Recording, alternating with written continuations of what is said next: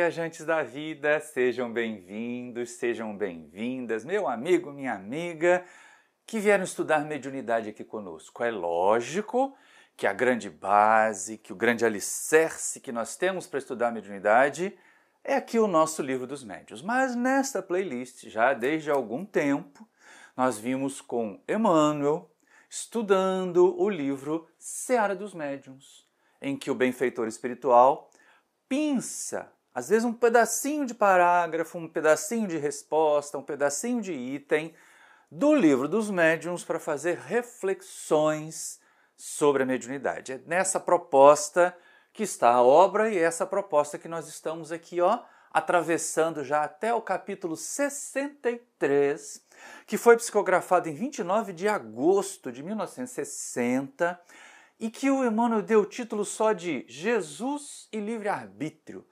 Liberdade, Jesus, mediunidade. O que essas três coisas têm a ver em comum? Três coisas não, porque Jesus não é coisa, mas tem muito a ver. Por isso que você viu aí no título do nosso vídeo, a gente pensar. Já lhe disseram alguma vez que você é médium, e se você não for médium, seu guia vira as costas para você e pode até te castigar? Ou então, já disseram, ou o seu guia, presta atenção, hein, o seu guia diz para você, ou você faz isso, ou eu não vou mais te ajudar, ou você faz desse jeito porque é desse jeito que eu quero. Será mesmo que os benfeitores espirituais agem assim conosco? E aí olha só que coisa interessante. No nosso vídeo de hoje, no texto que o Emmanuel foi pegar lá no Livro dos Médiuns para fazer esse estudo sobre livre-arbítrio, parece inicialmente não ter muito a ver, porque é quando Allan Kardec está estudando lá no item 224 a questão da mediunidade poliglota, de receber médiuns que recebem mensagens em idioma diferente do que estão habituados, do seu idioma natal. E aí Allan Kardec diz que, olha, muitas vezes isso aí é interessante, muitas vezes isso é uma comprovação, mas frequentemente é feito por curiosidade. É feito por brincadeira. E aí, muitas vezes, os espíritos amigos se afastam. Essa é a ideia. E aí ele pinça, num parágrafo, o que nós pensamos aqui, a colocação dos espíritos a esse respeito. Porque muitas vezes a gente quer produzir fenômenos para convencer os outros, para atrair os outros. Ou a gente acha que os guias estão ali para dizer o que nós temos que fazer, para se sobrepor à nossa vontade. Então eu obedeço o meu guia, eu faço tudo que o meu guia manda. Cuidado, já falei tantas vezes, tá assim de guia voltando para o Detran do mundo espiritual, porque já tomou 20 pontos de multa, então não sabe guiar coisa nenhuma. Abre o olho para ver se seu guia é um mentor mesmo, ou uma mentora mesmo, ou se é só um feitor, daqueles que antigamente ficavam lá mandando chicote nos escravos. Essa é a questão que a gente tem que pensar. E é interessante o texto, porque aparentemente não tem nada, mas num pedacinho de comentário está o gancho que o Emmanuel buscou. Está o gancho que o Emmanuel precisou para trabalhar a questão do nosso livre-arbítrio diante dos benfeitores espirituais e como eles nos tratam. Sim, guia espiritual ele vai ser firme conosco. Eles não vão ficar passando a mão na cabeça. Ai, você é tão bonzinho, você é um missionário, eu estou aqui para te proteger, para te livrar de todo mal. Cuidado com isso aí, que não parece ser guia muito não. Está mais com um jeito de obsessor disfarçado. Mas eles não vão ser nossos feitores. Eles vão fazer assim, se você não fizer desse jeito, eu te abandono. Ou pior, se você não fizer desse jeito, eu te castigo, como algumas pessoas pensam por aí, que guia anda castigando. E olha só que coisa interessante o texto aqui do Livro dos Médiuns, depois de Kardec falar a respeito da mediunidade poliglota, falar que ela algumas vezes é usada para convencer as pessoas, mas qual é a postura dos espíritos? Aí eles dizem assim, Kardec diz assim, a essa ideia de fazer mediunidade para atrair os outros, respondem os espíritos, a nossa causa não precisa dos que têm orgulho bastante para se suporem indispensáveis. Chamamos a nós os que queremos, e estes são quase sempre os mais pequeninos, os mais humildes. Fez Jesus os milagres que lhe pediam os escribas? E de que homem se serviu para revolucionar o mundo? Se quiserdes convencer-vos, de outros meios dispondes, que não a força. Começai por submeter-vos. Não é regular que o discípulo imponha sua vontade ao mestre. E aí é exatamente aquela frase final desse segundo slide aqui, que é o gancho para Emmanuel. Porque, da mesma forma como nós encarnados não devemos ficar lá, olha, se o Espírito faz isso para eu acreditar, se o Espírito faz aquilo para eu acreditar, se não fizer eu não acredito. Porque é exatamente isso. Eles não estão nem aí para quem fica determinando que fenômenos quer ver para acreditar. Como se a nossa conversão, como se a nossa crença fosse muito importante para a causa dos Espíritos, que é a divulgação do Consolador, que é espalhar a mensagem da imortalidade, a certeza de que nós somos amados e amparados. E aí ele fecha ali com aquilo. Não convém que o discípulo se imponha ao mestre. Mas olha só como é que o Emmanuel é inteligente e ele é aprofundador mesmo dos pensamentos. Ele pegou essa última frase aqui e transportou para o inverso, para a nossa relação com os nossos guias. Porque assim, também não é muito legal que o guia se imponha ou imponha sua vontade aos discípulos. Por quê? Aí começa Emmanuel. Porque o nosso modelo e guia, porque o nosso maior exemplo não fez isso em momento nenhum. Olha só que texto lindo esse do capítulo 63 do Seara dos Médiuns. Em matéria de respeito ao livre-arbítrio, reparemos a conduta do Cristo, nosso modelo, junto daqueles que lhe partilham a marcha. Companheiro de João Batista, não lhe torce a vocação.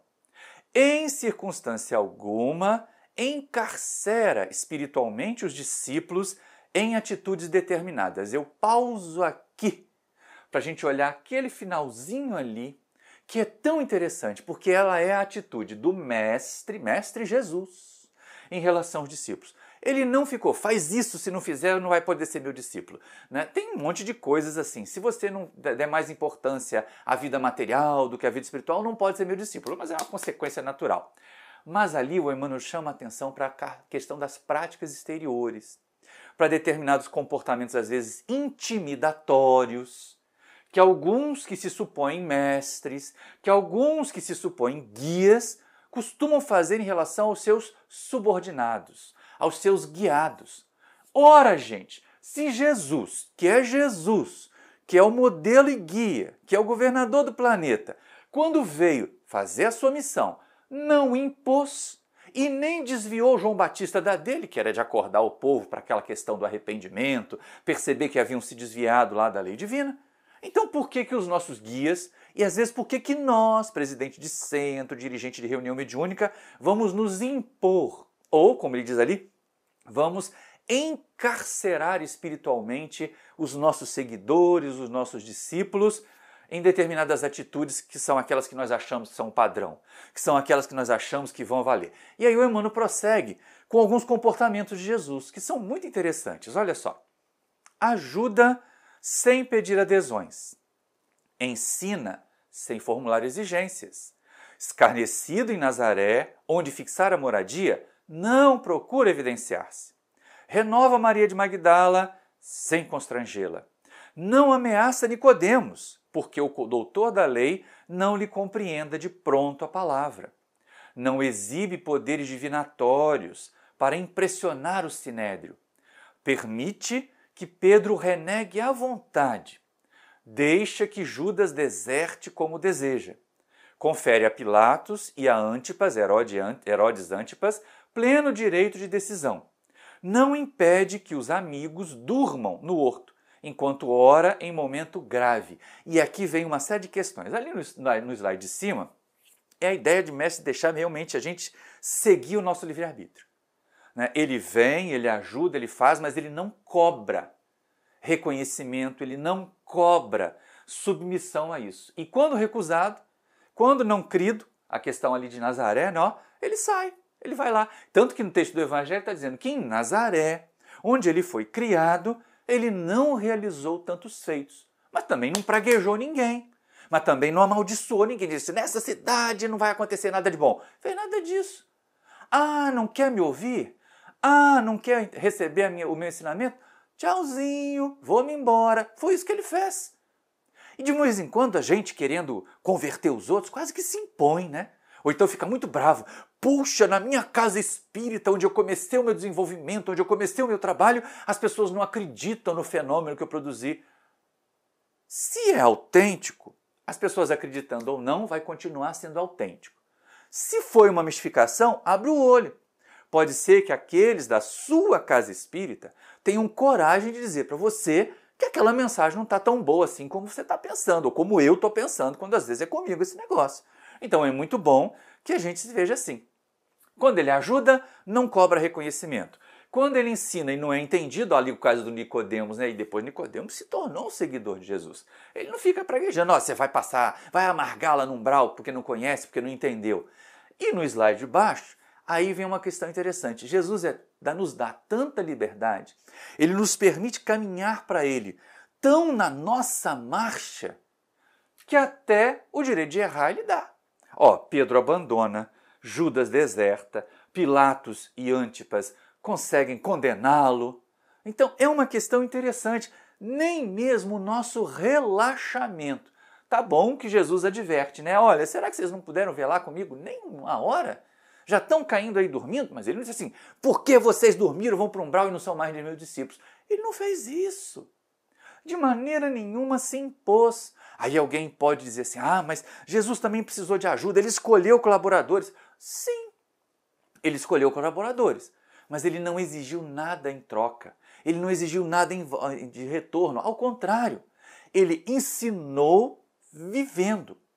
Essa é a melhor maneira dos nossos guias também e de nós, quando nós estivermos na condição de condutores de uma tarefa numa casa espírita, condutores numa tarefa em alguma situação. Então é muito importante que a gente pense na liberdade que Jesus nos dá até de errar, mas querendo que a gente acerte. Aí alguém diz, mas ele pediu ajuda do Cirineu. Olha o que Emmanuel diz. O Cirineu, que se destaca a fim de auxiliá-lo no transporte da cruz, é trazido pelo povo, pelos soldados, mas não rogado por ele mesmo. E ainda depois da morte, volvendo ao convívio dos irmãos de ideal, não tem qualquer bravata de interventor. Entende as dúvidas de Tomé e, quando visita Saulo de Tarso às portas de Damasco, aparece na condição de um amigo, sem qualquer intuito de violência. Onde surge, aí vem o melhor, o mestre define a luz e o amor em si mesmo, indicando no exemplo próprio o roteiro certo, mas sem coagir pessoa alguma nessa ou naquela solução. Essa é uma questão interessante. O Cirineu está lá no Evangelho, né? Constrangeram Simão, o Cirineu, o homem de Cirene, aquela cidade, né? Ou aquele vilarejo, porque naquela época a cidade, chamar de cidade era exagerar, né? Aquele vilarejo, ele foi constrangido pelos soldados, constrangido pelas pessoas a ajudar Jesus a carregar a cruz. Tá? E aí vem o fenômeno da chamada ressurreição, da comprovação da imortalidade. Gente, você pensa bem. Eu venho, eu ensino que não tem vida, né, não tem morte, eu ensino que o reino dos céus nos espera e volto depois de matarem o meu corpo. Se fosse eu, atrasado como eu sou, eu ia me achar o poderoso. Olha, tô aqui, sou o governador, vim mostrar para vocês que agora vocês têm que me seguir. Jesus não faz nada disso. Jesus não faz nada disso. Ele volta, ele se mostra e a primeira coisa que ele diz assim, a minha paz vos deixo. Ou saúda os discípulos e diz assim, paz seja convosco. Ele não fica cobrando. Por que você me abandonou, Pedro? Por que vocês fugiram e não estavam nem lá? Só João e a minha mãe? Como é que foi? Não cobrou nada disso, não fez nenhuma atitude dessa. Se apresenta para mostrar a imortalidade. Se permite, inclusive, ver que Tomé teve dúvidas. E aí a gente pensa assim, Saulo, perseguidor, estava querendo matar os cristãos todos. Aí ele aparece para Saulo e diz assim, Saulo, Saulo, por que você me persegue? Gente, isso é atitude de alguém que veio repreender? Não é. É como o Emmanuel diz aqui, atitude de um amigo. E por quê? Por quê? Aí vem esse parágrafo final aqui do segundo slide. Olha só que coisa interessante. Como é que Jesus ensina?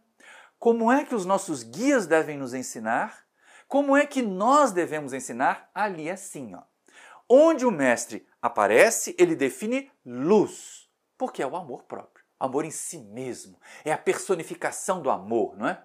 E indicando pelo próprio exemplo, é isso. Olha, faz desse jeito porque eu estou fazendo, é isso que Jesus ensina. É isso que é o importante nessa história. Faz desse jeito porque eu estou mostrando que dá certo, porque eu estou mostrando que funciona, e não porque eu estou mandando. Muitas vezes é isso, né? Ah, eu sei mandar, mas não sei fazer. Tem um monte de dirigente que é assim. Fica dando pitaco como é que o trabalho dos outros deve fazer. Aí você passa o encargo para ele, não faz. Não sabe como é que faz. Não sabe como é que age. Então é importante isso, ó. Exemplo, exemplo, exemplo. É o exemplo que é o roteiro certo, mas sem coagir, sem impor a pessoa alguma aquela ou outra resolução. Isso é uma questão interessante. É aqui que entra a questão da resposta. O seu guia é um mentor, com esse padrão Jesus aqui de guia, ou é um feitor? Faz assim porque eu estou mandando, faz assim porque eu estou dizendo. Aí algumas pessoas dizem, mas o Emmanuel era um feitor do Chico. Não era, não. Ele deu toda a liberdade ao Chico de fazer e de não fazer. E chamava atenção com firmeza. Mas ele nunca disse assim, se você não fizer desse jeito, eu vou te castigar. Não. Se você fizer de um jeito que eu não estou ensinando, se você fizer de um jeito que eu não estou demonstrando, vai se dar mal. E a gente se dá mal. Então a gente pensa bem, é verdade. Certa vez, esse título surgiu de uma conversa que eu tive com um amigo Wellington Melo lá de Uberlândia, e a gente brincava como a firmeza dos nossos benfeitores espirituais às vezes parecia realmente aquele voz de comando. Mas sabe que não é?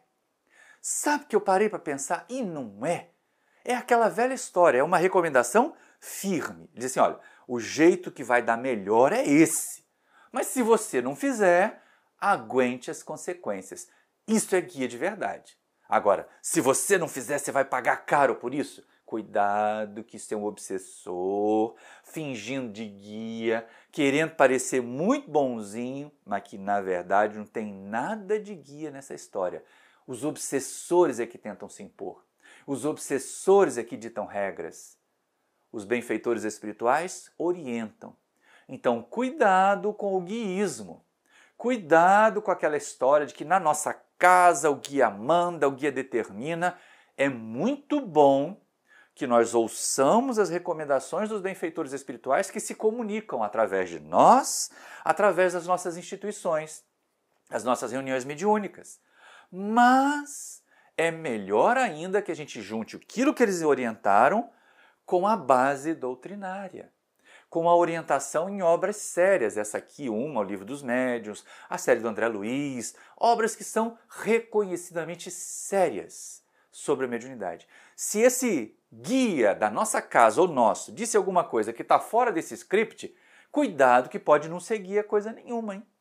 Pode ser só um obsessor disfarçado, querendo arregimentar seguidores, querendo iludir, para causar mais confusão ainda. E o nosso movimento espírita está dispensando confusão, né?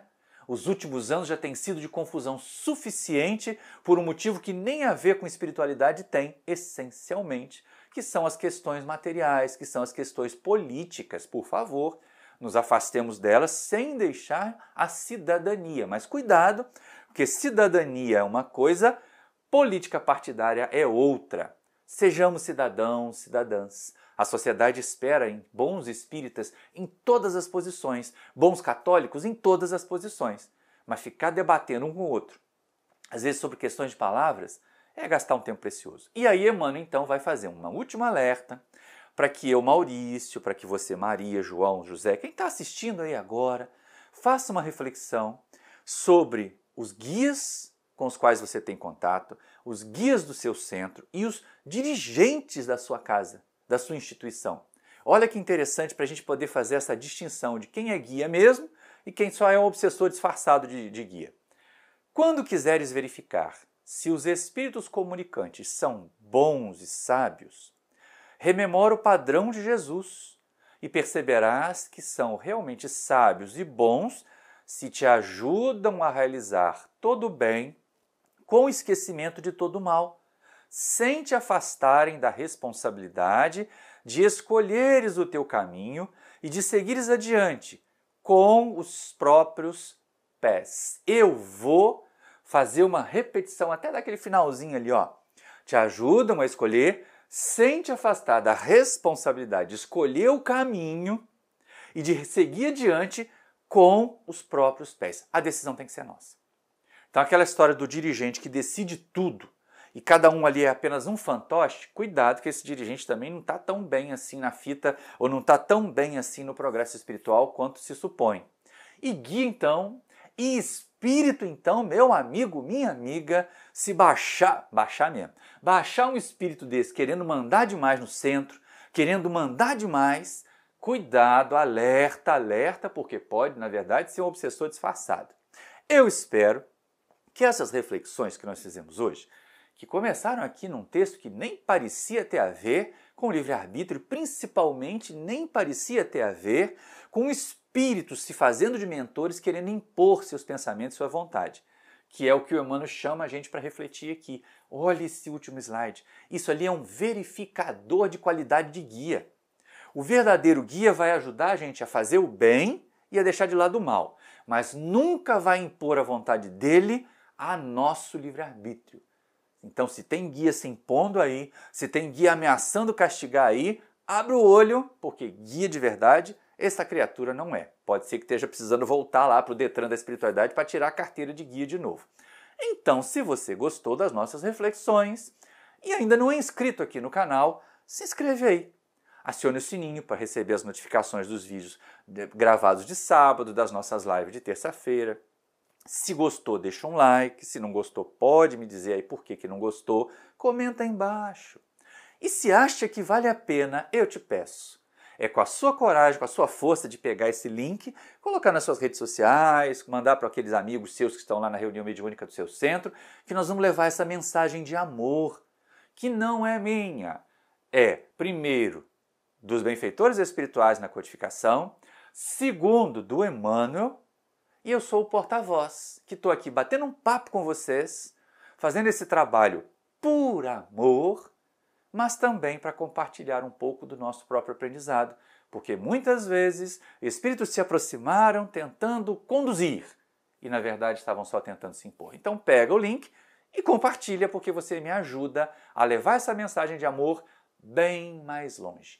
Muito obrigado pela sua atenção e até o próximo vídeo!